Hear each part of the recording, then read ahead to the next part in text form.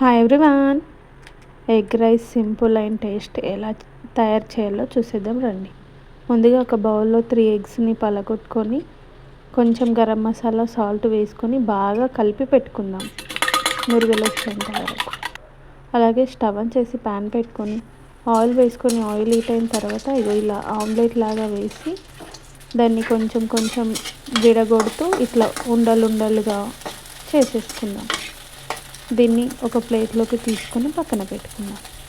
అదే ప్యాన్లో కొంచెం ఆయిల్ వేసుకొని బిర్యానీ ఆకు, చెక్క, పచ్చిమిర్చి, ఆనియన్స్, కొంచెం అల్లం పేస్ట్, కొంచెం పసుపు వేసి బాగా ఫ్రై చేద్దాం.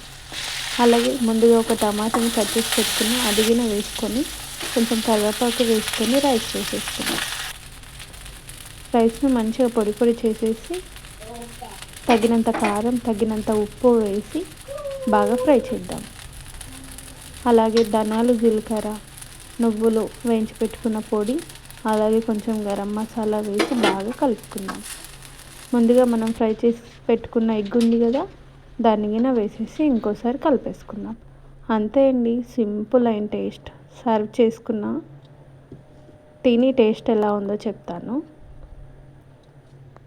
ఇలా ఆనియన్ తీసుకొని కొంచెం రైస్ పెట్టుకొని తింటే ఉంటుంది. వావ్, సూపర్ ఉందండి.